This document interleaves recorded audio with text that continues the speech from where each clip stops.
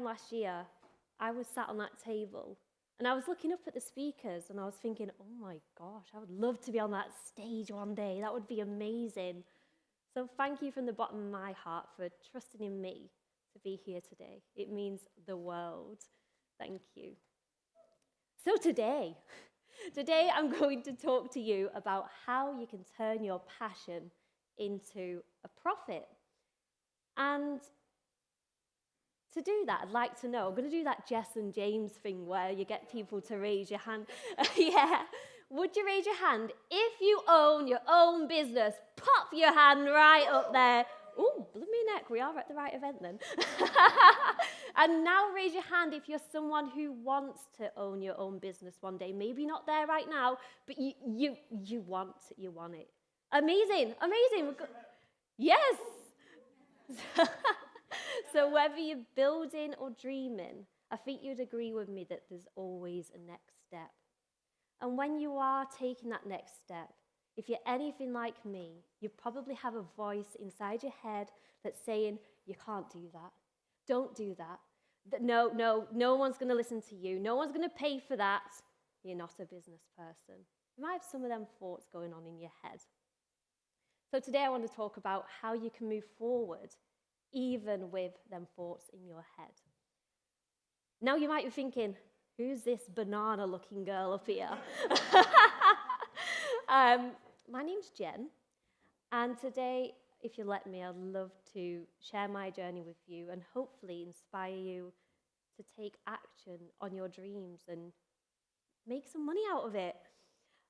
So, if you met me back in April 2020, it was the COVID pandemic, and it was the hottest summer, and we were all stuck inside. In April 2020, you would have found me in the south of Manchester in a 2-bed house. I was in the very small kitchen, and I was on the floor.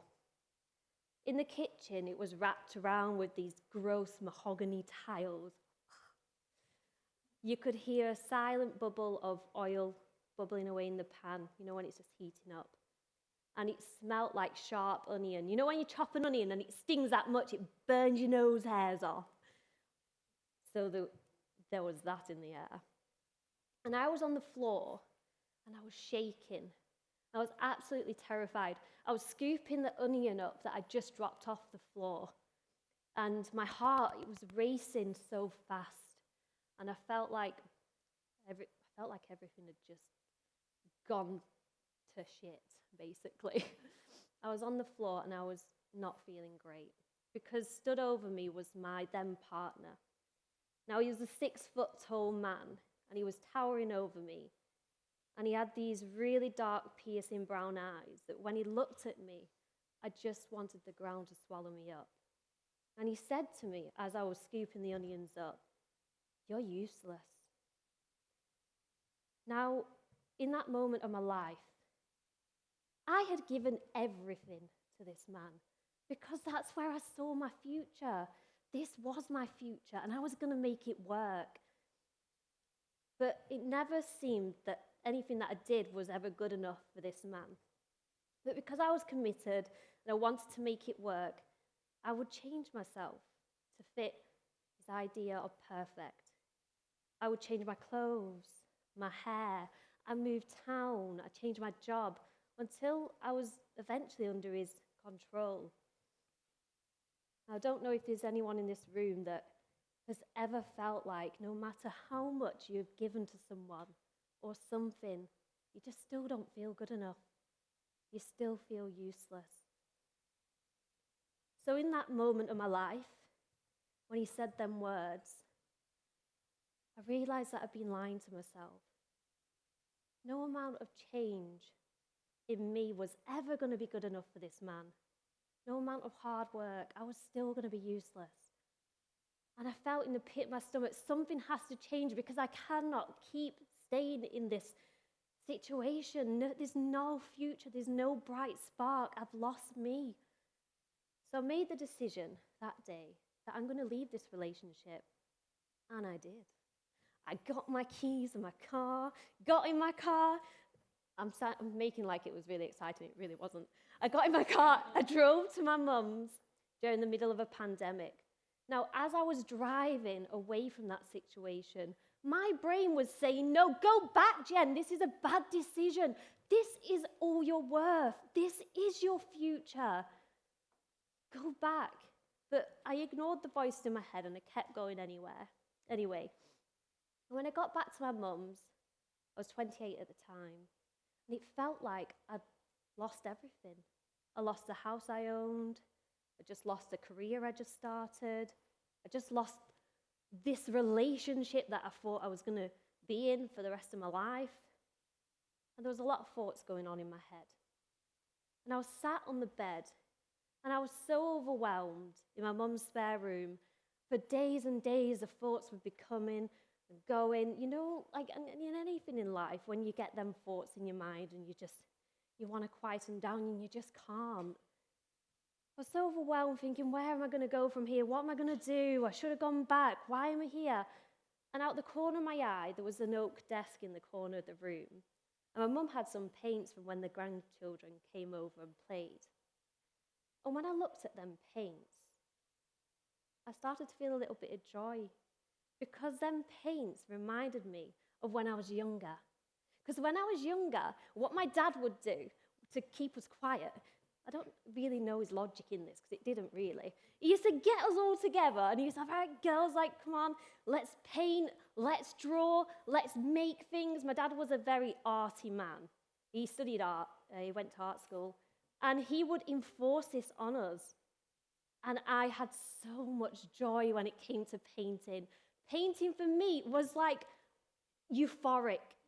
It was always something that made me feel fun. I could make a mess and not get in trouble for it. I just loved it so much. So when I saw them paints in that moment, and my head was spinning with all them thoughts, I thought, I'm just going to take the paints. I'm just going to do a little bit of doodling. So I did. I just sat there, did some doodling. And you know what happened? All them thoughts in my head went silent. So quiet. And I can still feel the same sensation now. I felt a warm rush from the very top of my head right down to the tips of my toes. I felt warm inside, like someone was hugging me. And I didn't have to figure out where I was going in life anymore. I didn't have to worry about my past, like what mistakes I made, because all that mattered in that moment was them paints. So I kept painting. And there were days that I didn't want to wake up and do things and get out of bed. But the one thing that kept me going was, well, I can just do some painting. So I committed every day during lockdown that I would do some painting. I would ease my mind. So as the days went by, the weeks and the months, I kept painting. And I got my life back on track. Things started to look really good. So then 3 years later, in February 2023, first time I forgot about the slides. This is what painting did for me. I want you to all know that a pause in whatever form that is for you. It isn't a luxury. It isn't something we just do to have a bit of fun. It clears your mind so that you can move forward. And that's what painting did for me. So now we're in February 2023. I'm working in London. Woo! Yes, that's what I thought. I was a girl from Burnley, like, oh my God, I'm working in London with the big people. And I was working so hard. I was earning my own money. It was really good. This meant that I could get new clothes. I got myself a new car. I had everything that 2020 girl would have dreamt of, like if I saw myself. I was also in a beautiful relationship with someone who respected me as well. But the thing is, in that moment, I might have looked amazing and I might have thought that back then, but I was exhausted. I was now working all the hours under the sun so that I could prove myself to a boss, so that if I proved myself good enough and I worked hard enough, I'm going to get promoted and then I'm going to earn more money. So I kept going and I kept working hard, and that meant I put a lot of pressure on myself. It meant that I was never home. I was always up and down the country, sometimes out the country, and my life seemed to be work.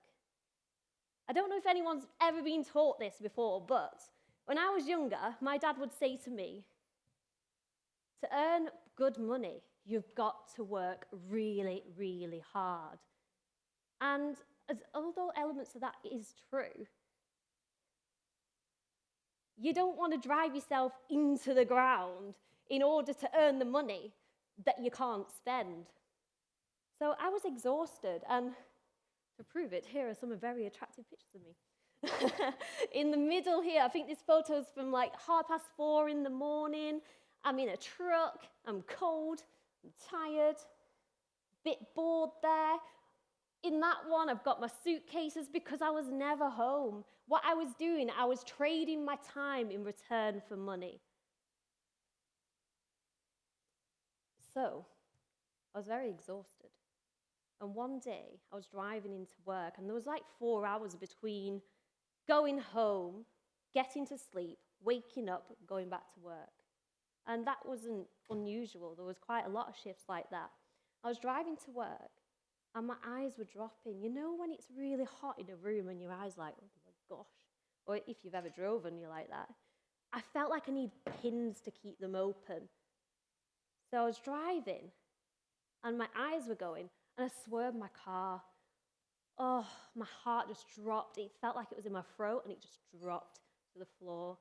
And in that moment, I thought, what am I doing? I can't keep doing this. I'm not happy anymore. I'm not free. And the worst thing is, I'd stopped painting. I hadn't painted for years because for me, I wanted to keep getting promoted, keep working hard, earning money. So I realized in that moment something had to change. And what I thought initially was, well, the first thing I'm going to do is I'm going to do some painting because that really helped me back then. So I started painting again, and I would go back to the hotel room, and everyone in the crew would be like, Jenny, you coming to the bar for a drink? And I'd be like, no, I'm going to go up to my room. And I'd never tell them what it was I was doing in my room because I was so embarrassed that it was painting. I'm like, I'm going to my room. And I'm like, all right. So I would go to my room at the end of the night, and I'd do some painting. And it felt absolutely amazing. And again, my thoughts started to melt away, and it just felt nice. But it wasn't fixing the solution. It wasn't fixing the problem I had. I was still having to work. And at the time, I was also in a membership called Success School. Yes, woo, yeah, come on. Yes, so I was in Success School for my mindset. And when I was in Success School, there was a lot of business owners in there that were booking in one-to-one sessions with Matt so that they could work on the business. And I was sat there painting, and I was thinking, what if I could do this for a living? What if I could paint every day? What if I could paint every day and get paid for it? And I got really excited, and I was like, oh, I'm going to message Matt. I'm going to do it. I'm going to start myself a business. I got so excited. But you know what came with that excitement? Well, who do you think you are? You're not a business person. No, you can't do that. No, don't even bother. Who's going to paint? Who's going to pay for painting? So I slept on it, and I went back to work. And I was in the freezing cold the next day in the morning, and I was thinking, you know what? Why don't I just give it a go? What's the worst thing that's going to happen? And what is the alternative? I stay here for another 10 years? No way. So I did send Matt a message in the morning. Here it is.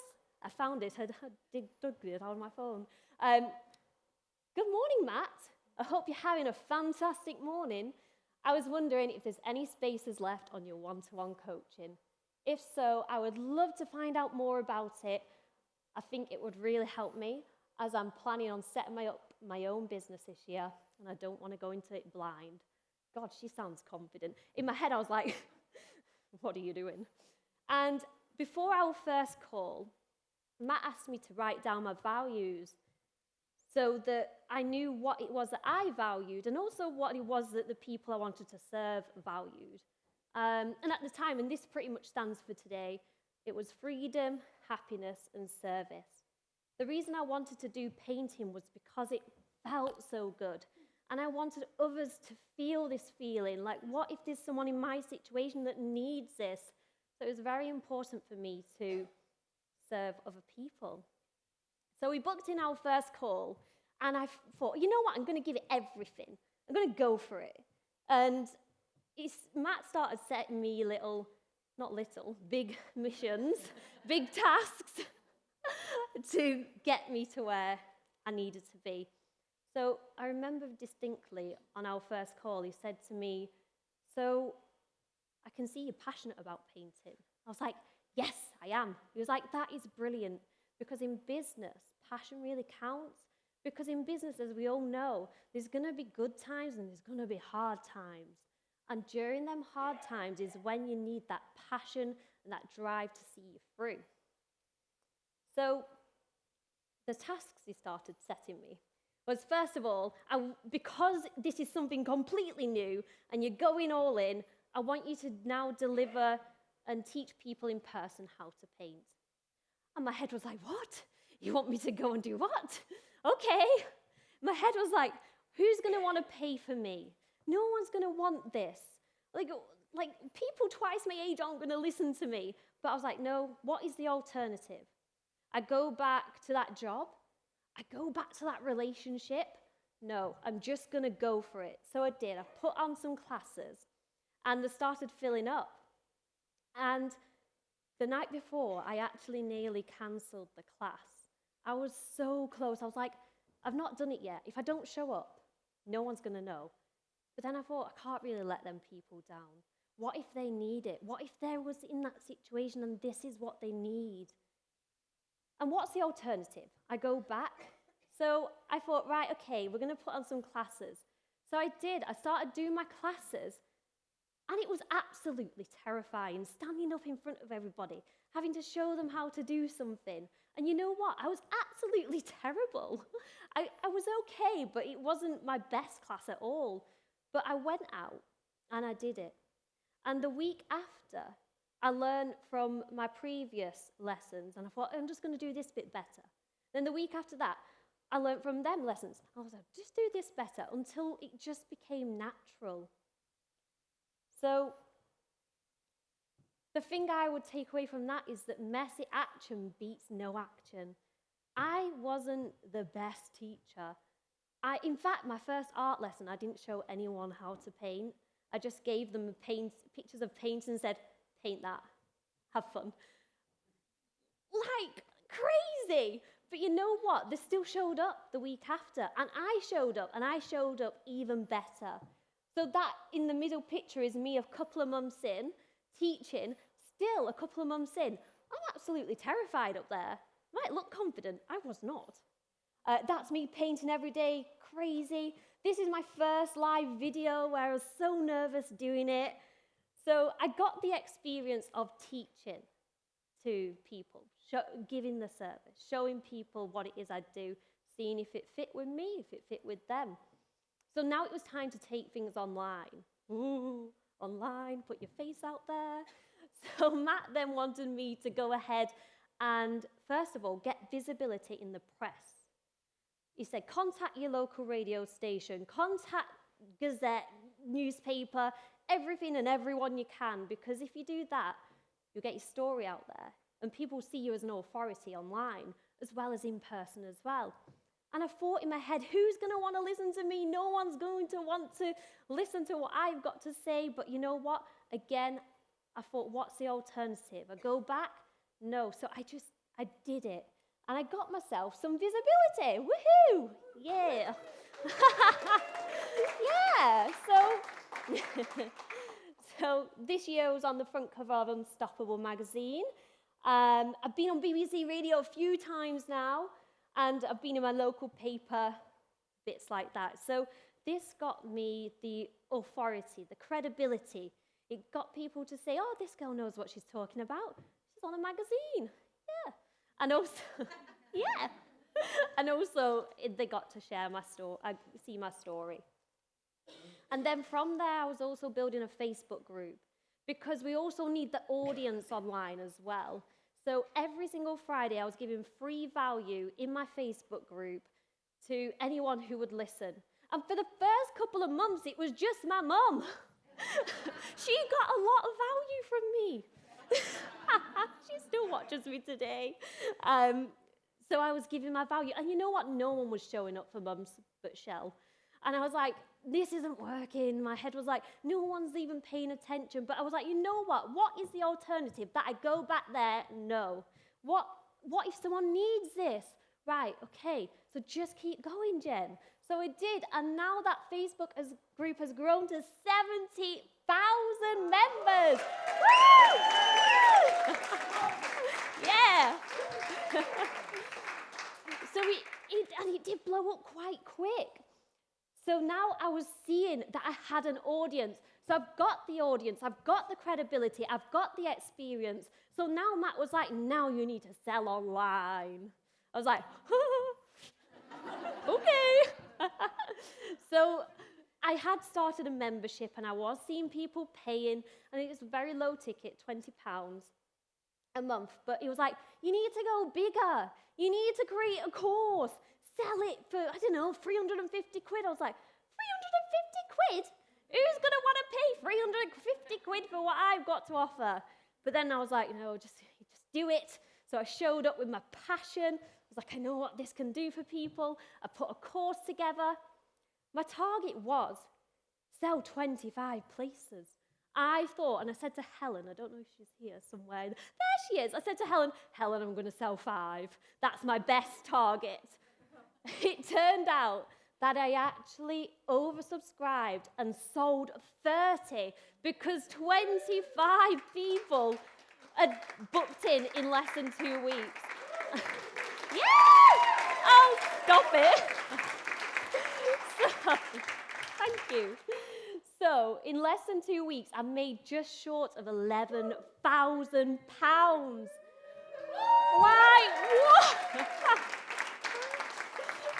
And this is that girl on that kitchen floor that stupid prick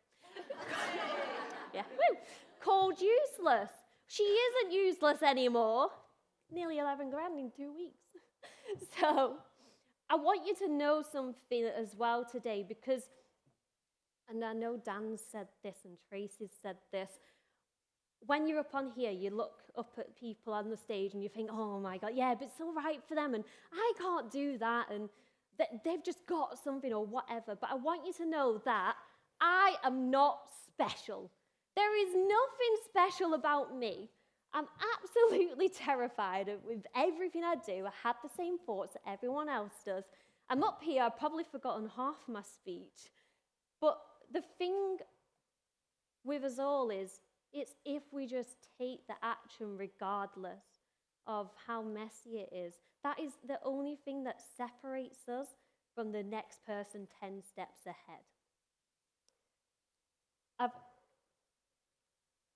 So I'd like you can take a picture of this if you like. This is my acronym. Oh, I've got an acronym. I know. Woo! So I'd like you to know this format of all the steps that I take and what I get from how I got to where I am so far. P is for placing that first step. So making that decision to book in that one-to-one session, making that decision to lead that relationship. Sometimes these don't have to be massive decisions. It's just taking that first step, whatever that is for you. A is for accept progress over perfection. Oh my gosh, if I waited for perfection, none of that would happen, because let me tell you, there is no such thing as perfection. And the sooner we can get to grips with that, the sooner we move a little bit quicker. This is something we do with Success School, is intentions. Set your intentions, even if they're small. So every week, set yourself a little goal. And over them weeks, them months, they compound into these big steps. And you look back and you're like, how far have I come? N is for nurture rest. You heard me talking about painting. Now, painting, it's not a luxury. Any sort of rest, whatever that is for you. It's what helps us move forward, because it gives our mind the break it needs. When you're in business or whatever it is you're doing in life, there's a lot going on up here. And sometimes we need that little secret special sauce that just calms that down a little bit so that then we can come back with more productivity. We can come back stronger and keep going. So nurture rest. T is for treasure the journey, because you should celebrate the progress that you're making. It's not always the outcome. It's about the journey and how you got there. And me telling my story from that onion girl. Like, every journey is so beautiful, and you should definitely treasure the moments, even the downs. When you're down there, it's how you get back up.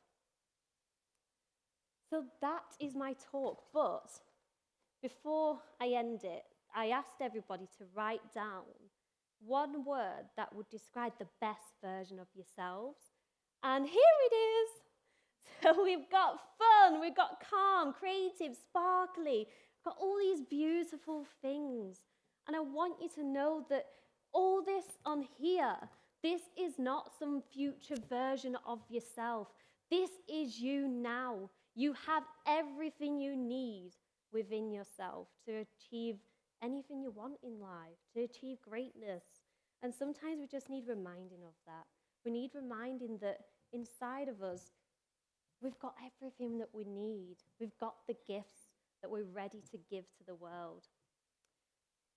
So I've also got, before I end my talk, I've said that already, I've got my QR code here. This is just a free, creative 10-minute painting exercise for anyone who needs a pause during the journey, whether you're in the middle of your business journey or the start. This will just help you to take that moment of calm whenever you need it, because, like I say, there's a lot going on up here, isn't there? So that's it. That's my first ever speech on stage as me. Thank you very much. Oh, thank you. Oh, stop it. Oh, thank you. Thank you. Thank you very much. Give it up for Jen, everybody! So.